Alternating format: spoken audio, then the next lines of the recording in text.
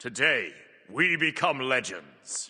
Today's Titan Talk went over some major balance changes coming to the game in OB7, as well as future plans for this game-wide rebalancing of items, as well as some god changes. Some other minor things like dropping consumables, and of course some Q&A. There's a lot to cover from today's Titan Talk, so if you appreciate my quick recaps, then don't forget to drop a like and subscribe to catch them as soon as they drop, but without further ado, let's jump in. So first up, your Moja's aspect got a nerf that went live yesterday, where subsequent bounces of her 2 with the aspect on now deal half damage. Getting into the major game-wide balance coming in OB7 though, there's a little bit of preamble that's worth covering in terms of why these changes are being made, as well as what will be happening in OB8 and OB9 in regards to this. Firstly, OB7's patch will basically be a stat squish, somewhat akin to patch 10.6 in Smite 1, but with a slightly different approach and goal in mind. In OB7, almost all items in the game will have their stats reduced across the board by around 10 to 12%, with a few exceptions. The goal here is to bring up the time to kill in damage dealer versus damage dealer scenarios, while keeping the time to kill in damage dealer versus tank scenarios roughly similar. OB8 will then do a pass focusing on item specialization, which will attempt to make some items stronger at a specific role, but weaker as a general everything item or stat stick. The goal here is to retain some items as powerful generic options. Jotun's Revenge was used as an example here, as these kinds of items will comprise your main core build and early pickups, but then some items will become more specialized and will round out the rest of your build as you decide what you want to focus on and any counter items you might want to pick up. That will be coming in OB8, and then patch OB9 will essentially be a cleanup patch where they address any issues caused unintentionally by the previous 2 patches. This will be an ongoing process over the next month and a bit, so hold your full judgment until we've at least seen the OB8 changes, but here's what's coming in OB7 in regards to the stat squish update. So as mentioned before, every item in the game will be getting its stats in every area reduced by around 10 to 12%. They didn't give a full change list on the show, but we'll get full patch notes later on this week, and honestly you don't really need full change logs for most of these. They're just reducing everything in the game by 10 to 12%. However, there are some items that didn't get exactly this change, which they did go over on the show. First up, Obsidian Shard, Titan's Bane, Shifter Shield, and Totem of Death are going completely unchanged in OB7. They won't be affected at all by the stat squish. There are also several items that are getting the stat squish, but are also getting additional changes, and most of these are tank or bruiser items. Gladiator's Shield is getting a 100 gold cost increase, losing 15 physical protection, losing all base damage on the proc effect, but gaining 15% more protection scaling on the proc effect. This is sort of a preview of the specialization changes they mentioned for OB8. Glad Shield is significantly less good as a generic good to buy always item, but is actually getting better at being a specific item that you pick up later in the build that is focused heavily on protection stacking. Primwin is getting a similar change, losing 10 of each protections and 8 cooldown rate, but gaining 25% more protection scaling on the damage explosion and 50% more protection scaling on the shield effect. Similar to Glad Shield, this becomes less good as a generic buy, but better later on in a full protection build. Mystical Mail is getting a 100 gold cost reduction, but also losing 100 health and 10 physical protection. Again, this change is sort of specializing Mystical Mail a little bit more into that early game lane clear assistance item, rather than just being a very stat efficient item in general. Runeforged Hammer is just getting straight up nerfed in general, which I think makes sense. It's getting a 100 gold cost increase, losing 5 strength, losing 50 health, and losing 2 health regen. This item was just too strong in general, so I think only nerfs make sense for this. Shield of the Phoenix is getting a specialization shift as it loses 10 physical protection and 50 health, but they are increasing the health and mana restore on the passive from 2% to 3%. Voidstone is losing 150 health with no compensation, which is kind of strange considering it's rarely bought, but that's mainly because intelligence-based magical bruisers aren't particularly good at the moment, and this change is just generally trying to bring Voidstone in line with Void Shield in terms of stats. Kin's Blade is losing 10 strength as well in OB7, which is only listed here because that's more than the 10 to 12% that every other item is getting, being a 33%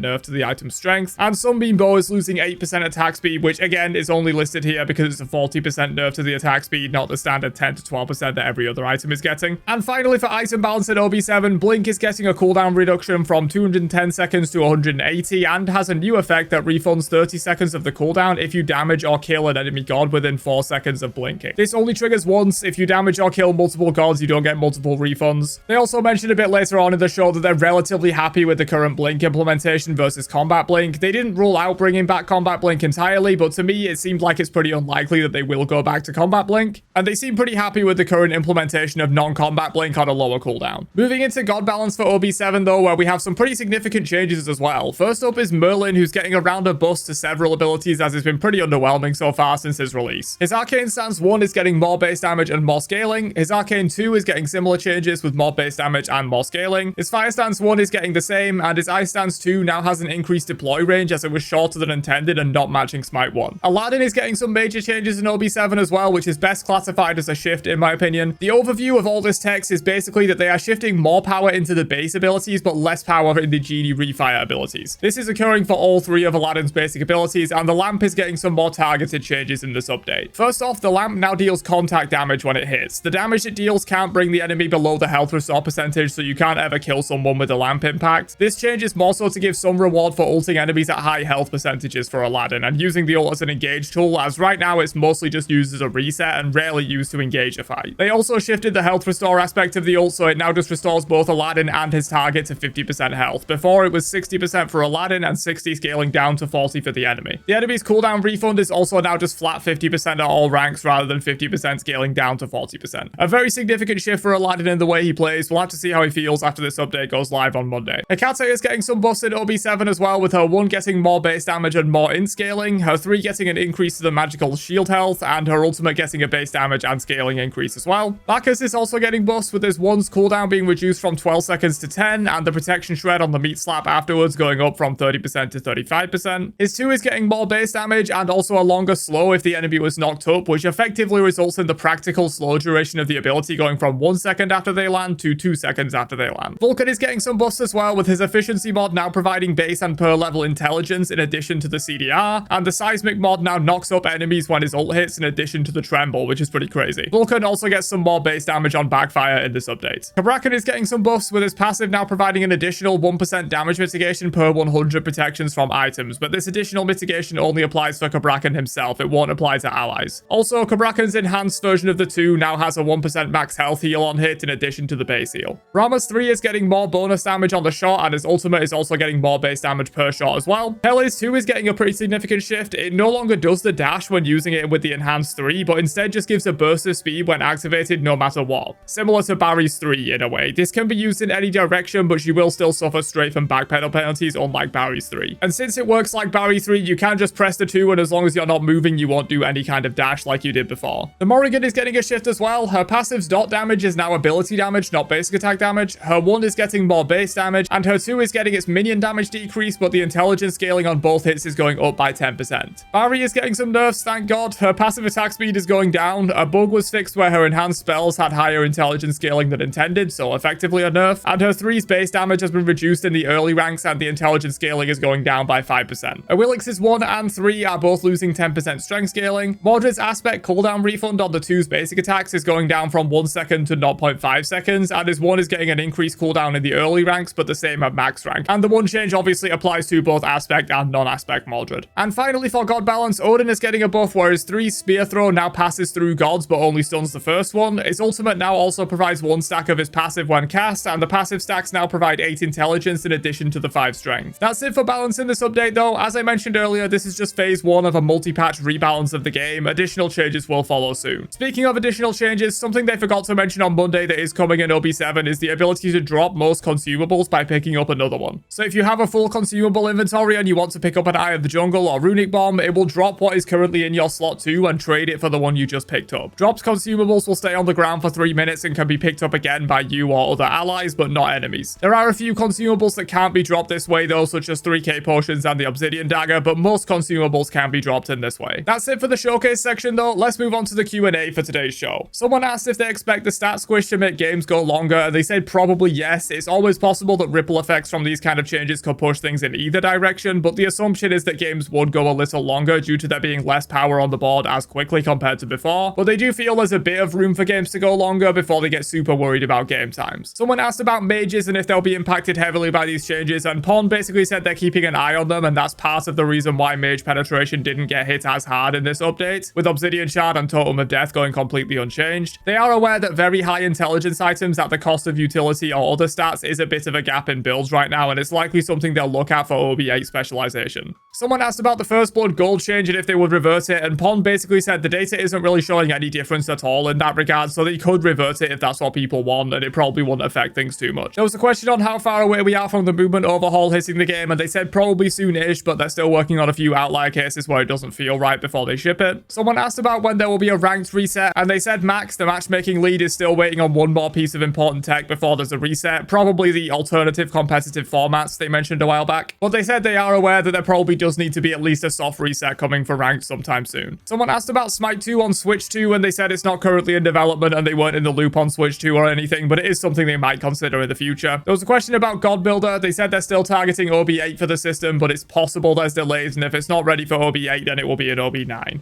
But that's everything covered on today's Titan Talk. A bit of a longer recap today, but there was so much to go over in regards to the big balance overhaul, so hopefully you enjoyed and found this useful. If you did, don't forget to drop a like before you leave, and I'll catch you guys in another one later on. Have a great day, and peace out, you nerds.